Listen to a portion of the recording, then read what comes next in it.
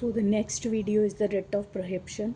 तो जैसे मैंने पहले भी लास्ट वीडियो में बोला था कि the writ of certiorari and the writ of prohibition, the subject matter will be same but the order is different, the stage is different and to whom it is being passed is also different. तो जैसे certiorari में subject matter था the want of jurisdiction, certiorari में matter था the error of jurisdiction of law. In this case also there is an error of jurisdiction of the law and the aggrieved party. Prohibition में भी subject matter same होएगा, that is in regard to the error of jurisdiction, but here in the stage is different. Stage in regard to what? That is a stage of the order passed by the court.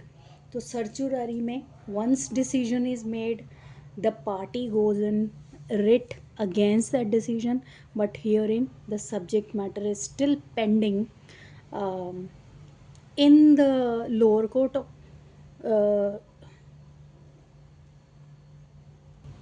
The party is aggrieved in regard to the error of jurisdiction, then he goes in the writ of prohibition in the High Court or the Supreme Court under Article 226 and 32 of the Constitution of India respectively, wherein they ask the court to prevent the lower court or the party to not proceed further with the case because there was an error of jurisdiction. Once the court finds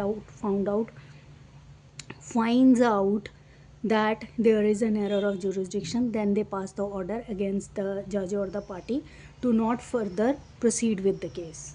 That is an order of prohibition. So the order of prohibition का stage क्या हुआ? The matter is still pending.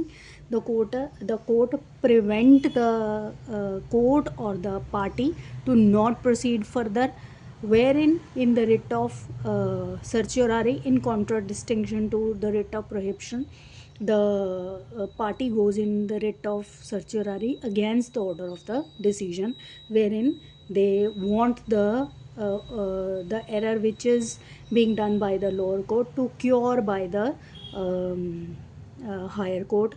So the writ of certiorari is to cure the defect and the writ of prohibition is to prevent the effect, to not to proceed further.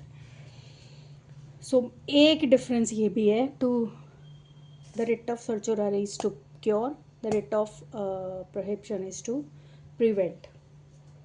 तो matter same ही रहेगा कि error of jurisdiction है, किसने पास किया, कौन matter लड़ रहा है, कोई अथॉरिटी एक्सरसाइज कर रही है जुडिशल और क्वासी जुडिशल फंक्शन, कोई पर्सन एडमिनिस्ट्रेटिव अथॉरिटी है, तो वो कोई क्वासी और जुडिशल एक्ट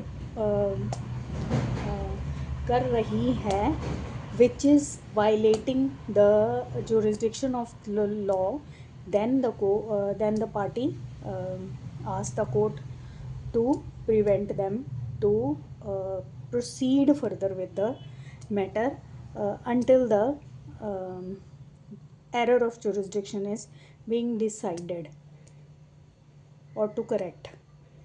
तो ये था रिट ऑफ प्रोहिबिशन, और इसमें भी सेम ही है कि जो मिनिस्ट्रियल एक्ट होंगे या फिर किसी प्राइवेट बॉडी के अगेंस्ट पास नहीं कर सकते, तो कोर्ट डिटर्मिन करेगी एरर ऑफ, जो रिट में जब जाएंगे तो कोर्ट डिटर्मिन करेगी एरर ऑफ जुरिसडिक्शन का.